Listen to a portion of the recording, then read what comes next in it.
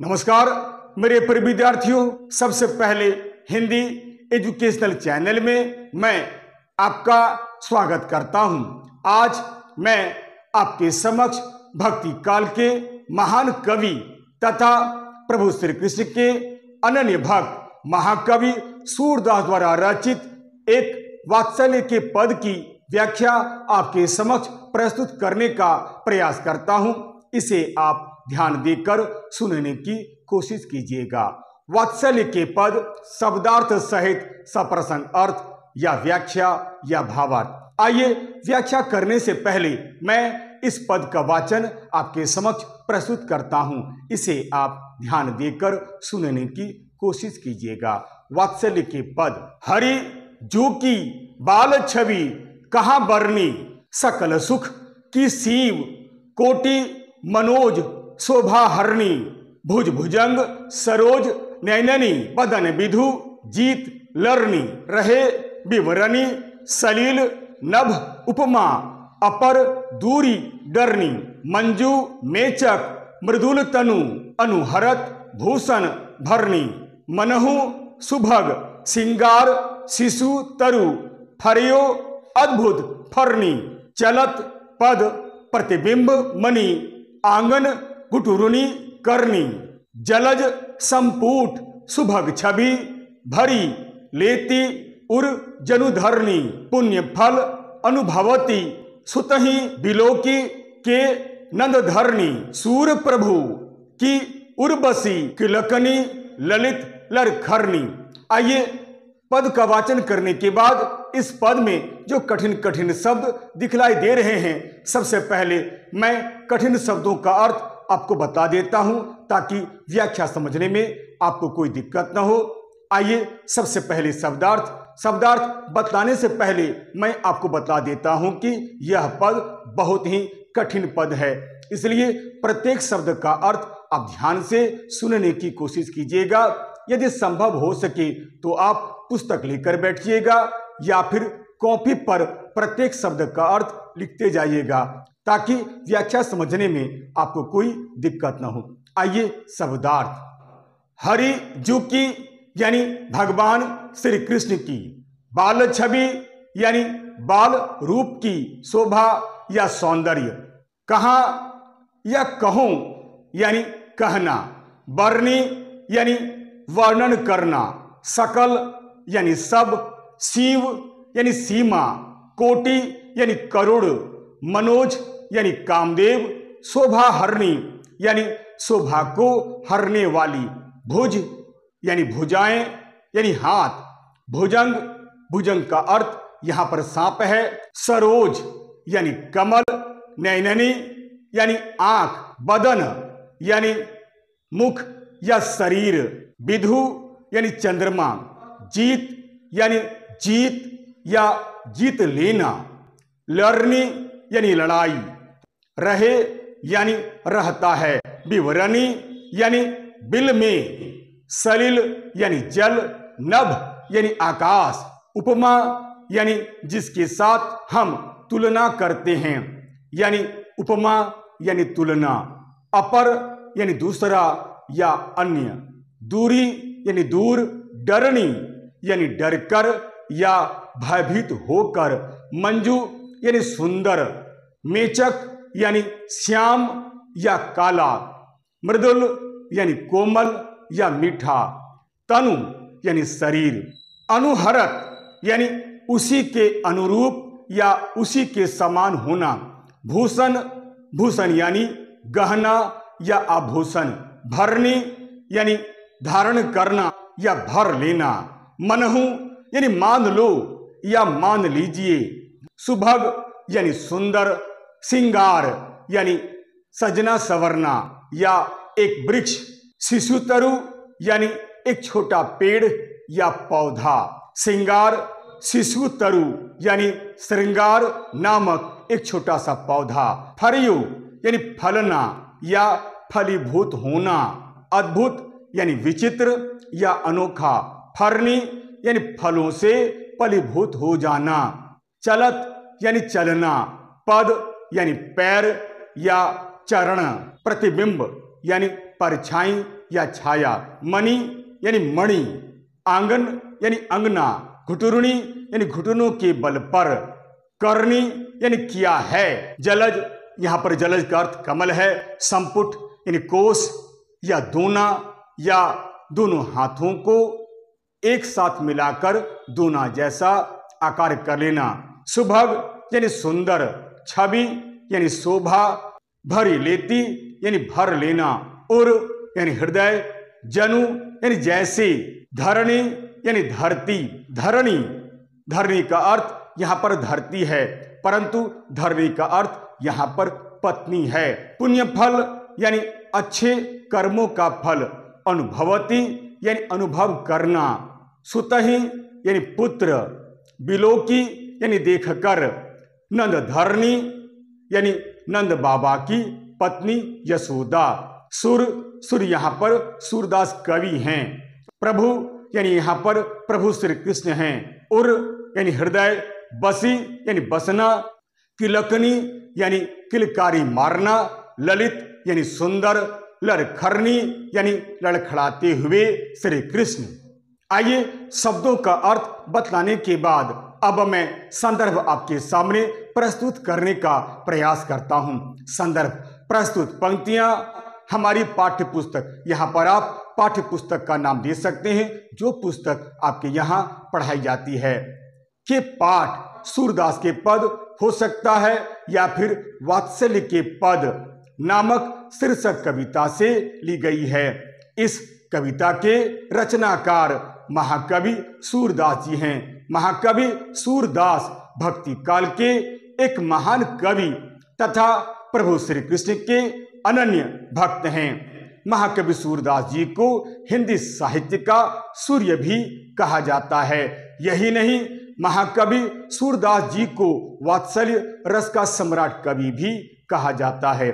आइए संदर्भ बतलाने के बाद अब मैं प्रसंग आपके सामने प्रस्तुत करने का प्रयास करता हूं। प्रसंग, प्रस्तुत पद में महाकवि सूरदास जी ने प्रभु श्री कृष्ण के अपूर्व सौंदर्य का वर्णन बड़े ही सुंदर ढंग से किया है और बतलाया है कि उनकी सुंदरता अद्भुत है, उनकी सुंदरता विलक्षण है। प्रभु श्री कृष्ण मन को हरने वाले हैं। इस पद में महाकवि सूरदास जी ने प्रभु श्री कृष्ण के सौंदर्य का वर्णन बड़े ही सुंदर ढंग से किया है। आइए संदर्भ और प्रसंग बतलाने के बाद मैं एक एक पंक्ति पढ़ता हूं, फिर अर्थ बतलाते हुए इसकी व्याख्या आपके समक्ष प्रस्तुत करने का प्रयास करता हूं। चलिए शुरू करता हूं। पहली पंक्ति, हरि जू की बाल छवि कहाँ बरनी। हरि जू की यानी भगवान श्री कृष्ण की, बाल छवि यानी बाल रूप की शोभा या सौंदर्य कहाँ हो सकता है और कहों भी हो सकता है, जिसका अर्थ होता है कहना। बरनी यानी वर्णन करना। ध्यान दीजिएगा, प्रस्तुत पद में महाकवि सूरदास जी बालक श्री कृष्ण के अपूर्व सौंदर्य का वर्णन बड़े सुंदर ढंग से करते हैं।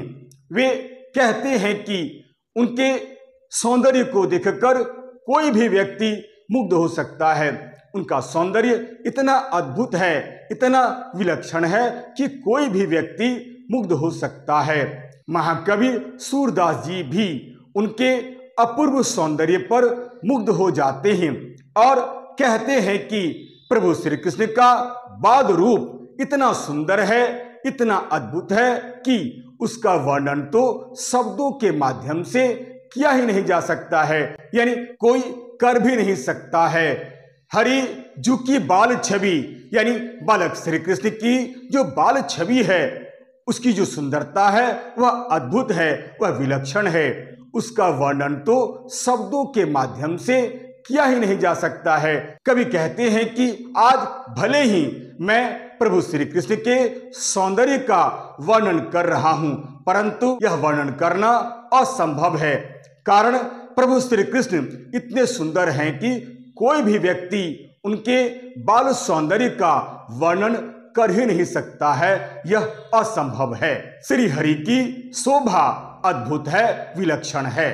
अब मैं दूसरी पंक्ति पढ़ता हूं, फिर अर्थ बतलाते हुए इसकी व्याख्या करता हूं। सकल सुख की सीव, कोटि मनोज शोभा हरणी। सकल यानी सारा, यह सब, शिव यानी सीमा, कोटि यानी करोड़, मनोज यानी कामदेव, शोभा हरणी यानी शोभा को हरने वाली या लज्जित करने वाली।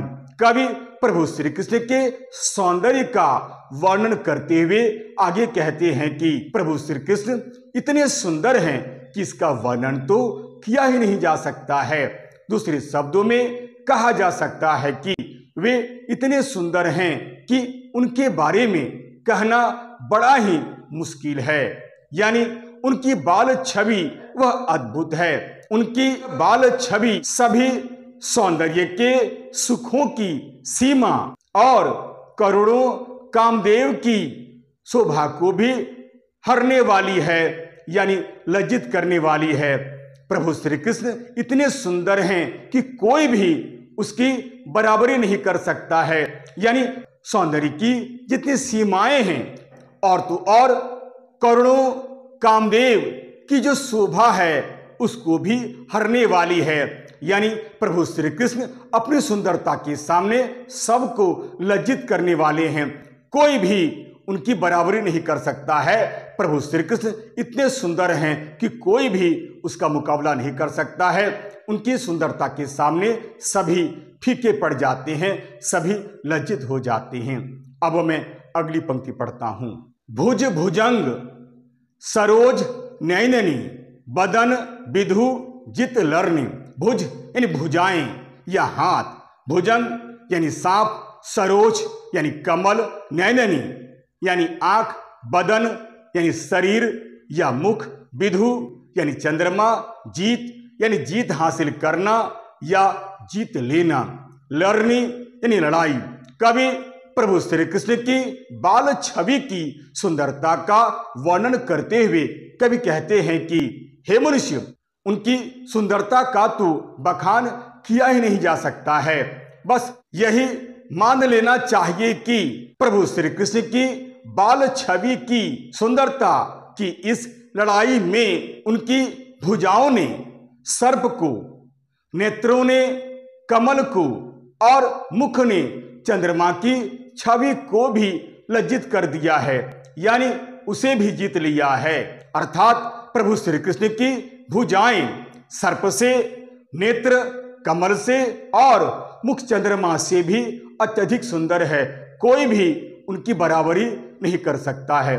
भुज भुजंग सरोज नयननी, बदन विधु जित लर्णी, यानी सुंदरता की लड़ाई में प्रभु श्री कृष्ण ने सबको पराजित कर दिया है।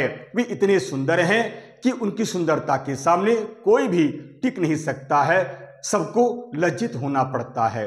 अब मैं अगली पंक्ति पढ़ता हूं, फिर अर्थ बतलाते हुए इसकी व्याख्या करता हूं। रहे विवरणी सलील नभ उपमा, अपर दूरी डरनी। रहे यानी रहता है, विवरणी यानी बिल में, सलील यानी जल, नभ यानी आकाश, उपमा यानी जिसके साथ हम तुलना करते हैं, अपर यानी दूसरा या अन्य, दूरी यानी दूर, डरनी यानी डरकर या भयभीत होकर।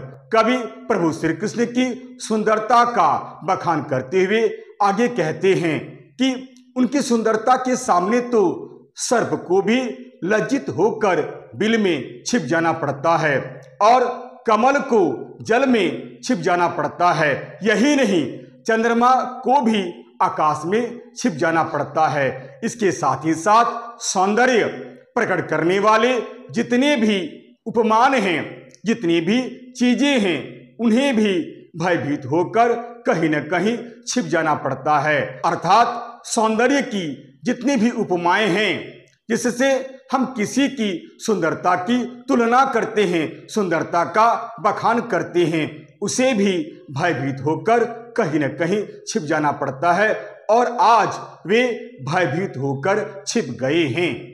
रहे विवरणी सलील नभ उपमा, अपर दूरी डरनी, यानी प्रभु श्री कृष्ण की सुंदरता के सामने सभी लोग लज्जित हो गए हैं। सांप बिल में छिप गया है, कमल पानी के अंदर छिप गया है और चंद्रमा भी आकाश में छिप गया है। कहने का अर्थ यह है कि सौंदर्य बतलाने के लिए जितनी भी उपमाएं होती है वे सभी कहीं न कहीं छिप गए हैं। प्रभु श्री कृष्ण इतने सुंदर हैं कि कोई भी उसका मुकाबला नहीं कर सकता है। अब मैं अगली पंक्ति पढ़ता हूं। मंजू मेचक मृदुल तनु अनुहरत भूषण भरणी। मंजू यानी सुंदर, मेचक यानी श्याम या काला, मृदुल यानी कोमल, तनु यानी शरीर, अनुहरत यानी उसी के अनुरूप या उसी के समान, भूषण यानी गहना या आभूषण। कवि अपनी बात को आगे बढ़ाते हुए कहते हैं कि प्रभु श्री कृष्ण बड़े ही सुंदर हैं, उनका मुखमंडल बड़ा ही सुंदर है और बड़ा ही आकर्षक है। वे श्याम वर्ण के हैं। मंजू मेचक मृदुल तनु अनुहरत भूषण भरणी। उनका यह श्याम वर्ण किसी को भी अपनी तरफ आकर्षित कर सकता है। उनका श्याम वर्ण का यह शरीर बड़ा ही मनोहर है और बड़ा ही कोमल है। यही नहीं, उन्होंने अनेक प्रकार के आभूषणों को भी धारण किया है, जिससे उनकी सुंदरता और भी अधिक बढ़ गई है। वे और भी अधिक सुंदर लगने लगे हैं। अगली पंक्ति देखिए। मनहु सुभग सिंगार शिशु तरु फरियो अद्भुत फरनी। मनहु यानी मान लेना या मान लीजिए, सुभग यानी सुंदर, सिंगार यानी एक तरह का वृक्ष, शिशु तरु यानी छोटा पेड़ या छोटा पौधा, सिंगार शिशु तरु यानी श्रृंगार नामक एक छोटा पौधा या छोटा पेड़, फरियो यानी फलीभूत होना या फल फलना या फलना। कहने का अर्थ यह है कि प्रभु श्री कृष्ण ने अपने शरीर पर अपनी सुंदरता के अनुरूप ही भिन्न भिन्न प्रकार के आभूषणों को धारण किया है। इससे उनका सौंदर्य और भी अधिक बढ़ गया है। यह सब देखकर ऐसा लगता है मानो वह कोई श्रृंगार रूपी पेड़ हो। ऐसे तो श्री कृष्ण सुंदर तो है ही, लेकिन भिन्न भिन्न प्रकार के आभूषणों को धारण करने के बाद उनकी सुंदरता और अधिक बढ़ गई है। अर्थात अनुकूल आभूषणों को धारण करने के कारण ऐसा प्रतीत हो रहा है मानो उस सुंदर शरीर पर अद्भुत फल लग गया हो, यानी उनके शरीर पर भिन्न भिन्न प्रकार के फल आ गए हों। कहने का अर्थ यह है कि उनके सुंदर शरीर पर पहने हुए आभूषण बड़े सुंदर लग रहे हैं। ये आभूषण ऐसे लग रहे हैं मानो उनके शरीर पर भिन्न भिन्न प्रकार के फल लटक रहे हों। भिन्न भिन्न प्रकार के आभूषण उनके सुंदर शरीर की आभा को और भी अधिक बढ़ा देते हैं, वे और अधिक सुंदर लगने लगते हैं। अब अगली पंक्ति देखिए। चलत पद प्रतिबिंब मणि आंगन घुटुरुनी करनी। चलत यानी चलते हैं या चलना, प्रतिबिंब यानी छाया, पद यानी पैर या चरण, मणि यानी मणि, आंगन यानी अंगना, घुटुरुनी यानी घुटनों के बल पर, करनी यानी किया है। महाकवि सूरदास आगे कहते हैं कि प्रभु श्री कृष्ण घुटनों, हाथों तथा पैरों के बलबूते पर नंद बाबा के मणिमय आंगन में चलते हुए बड़े ही सुंदर लग रहे हैं। उस समय उनकी सुंदरता और भी बढ़ जाती है जब प्रभु श्री कृष्ण घुटनों के बल पर हाथों का सहारा लेते हुए नंद बाबा के मणिमय आंगन में चलते हैं तो वे और भी अधिक सुंदर लगते हैं। चलत पद प्रतिबिंब मणि आंगन घुटुनी करनी, यानी जब श्री कृष्ण घुटनों के बल पर नंद बाबा के आंगन में चलते हैं तो चलने से क्या होता है, उनकी परछाई नंद बाबा के आंगन पर पड़ती है। उस समय वे बड़े ही सुंदर लगते हैं। अब मैं अगली पंक्ति पढ़ता हूं। जलज संपुट सुभग छवि भरी लेती उर जनु धरनी। जलज, यहाँ पर जलज का अर्थ कमल है, संपुट यानी कोस या दोना या दोनों हाथों को एक साथ मिलाकर दोना जैसा आकार कर लेना।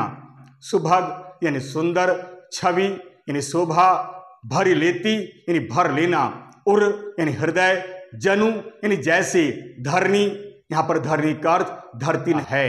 अर्थात कवि आगे कहते हैं कि जब श्री कृष्ण घुटनों के बल पर हाथों का सहारा लेते हुए नंद बाबा के मणिमय आंगन में चलते हैं, तब श्री कृष्ण के हाथों और चरणों की छाया जब उनके आंगन पर पड़ती है तो वे ऐसे प्रतीत होते हैं मानो पृथ्वी ने कमल कोशों में उनकी सुंदर छवि को लेकर अपने हृदय में भर लिया है। कहने का अर्थ यह है कि प्रभु श्री कृष्ण जब नंद बाबा के आंगन में घुटनों के बल पर हाथों का सहारा लेते हुए जब उनके आंगन में चलते हैं तो उनकी परछाई नंद बाबा के आंगन पर पड़ती है। उस समय ऐसा प्रतीत होता है मानो पृथ्वी ने उनकी सुंदर छवि को लेकर अपने हृदय में भर लिया हो, अर्थात पृथ्वी ने उनकी सुंदर छवि को अपने हृदय में बिल्कुल दोने जैसा बनाकर अपने हृदय में भर लिया हो। अब मैं अगली पंक्ति पढ़ता हूं। पुण्य फल अनुभवती सुतहि बिलोकी के नंदधर्न। पुण्य फल यानी अच्छे कर्म करने का फल, अनुभवती यानी अनुभव करना, सुतहि यानी पुत्र, बिलोकी यानी देखकर, नंदधरनी यानी नंद बाबा की पत्नी यशोदा। कवि अपनी बात को आगे बढ़ाते हुए कहते हैं कि नंद बाबा की पत्नी यशोदा जी अपने पुत्र श्री कृष्ण के अद्भुत सौंदर्य को देखकर, घुटनों के बल पर चलते हुए देखकर अत्यधिक बहुत प्रसन्न होती है और वह इसे पुण्य कर्मों का फल मानती है। उसका कहना है कि निस्संदेह मैंने पुण्य कर्म किए थे, इसलिए आज मुझे यह सब देखने का सौभाग्य प्राप्त हो रहा है। पुण्य फल अनुभवती सुतहि बिलोकी के नंदधर्न। यशोदा यह अनुभव करती है कि उसने अवश्य ही पिछले जन्म में निस्संदेह अच्छे कर्म किए होंगे, जिसके फलस्वरूप उन्हें ऐसा सुंदर बालक प्राप्त हुआ है और उनकी लीलाओं को देखने का सौभाग्य प्राप्त हुआ है। अब मैं इस पद की अंतिम पंक्ति पढ़ता हूं, फिर अर्थ बतलाते हुए इसकी व्याख्या करता हूं। अंतिम पंक्ति। सूर प्रभु की उर्वशी किलकनी ललित लरखरनी। सूरदास, यहाँ पर सूरदास कवि हैं, प्रभु यहाँ पर श्री कृष्ण हैं। उर यानी हृदय, बसी यानी बसना, किलकनी यानी किलकारी मारना, ललित यानी सुंदर, लरखरनी यानी लड़खड़ाते हुए श्री कृष्ण। महाकवि सूरदास अंत में कहते हैं कि मेरे हृदय में मेरे प्रभु अर्थात श्री कृष्ण की इसी तरह की मन मोह लेने वाली छवि, किलकारियां और लड़खड़ाते हुए चलने की सुंदर छवि मेरे हृदय में बस गई है या बसी हुई है। मैं ऐसे प्रभु को कोटि कोटि नमन करता हूँ। आशा करता हूँ इस पद की व्याख्या आप अच्छी तरह से समझ गए होंगे। आइए अब मैं विशेष आपके सामने प्रस्तुत करने का प्रयास करता हूँ ताकि ज़्यादा से ज़्यादा इस पद का अर्थ आप समझ सकें। विशेष प्रस्तुत पद में महाकवि सूरदास जी ने अपने प्रभु श्री कृष्ण के अपूर्व सौंदर्य का वर्णन बड़े सुंदर ढंग से किया है। प्रस्तुत पद में कवि ने मन को मोह लेने वाले तथा मन को हर लेने वाले श्री कृष्ण के बाल सौंदर्य का बड़ा ही मनमोहक वर्णन किया है। इस पद में अनुप्रास अलंकार के साथ साथ उत्प्रेक्षा अलंकार भी है। इस पद की भाषा सरल सरस ब्रज भाषा है तथा यहाँ पर वात्सल्य रस का चित्रण बड़े ही सुंदर ढंग से किया है। इस पद में महाकवि सूरदास जी की भक्ति भावना व्यक्त हुई है। आशा करता हूँ इस पद की व्याख्या को आप अच्छी तरह से समझ गए होंगे। यदि आपको यह वीडियो अच्छा लगता है, उपयोगी लगता है, समझने योग्य लगता है तो आप इसे लाइक करें, शेयर करें और तो और सब्सक्राइब करना बिल्कुल नहीं भूलें। तब तक के लिए नमस्कार, धन्यवाद।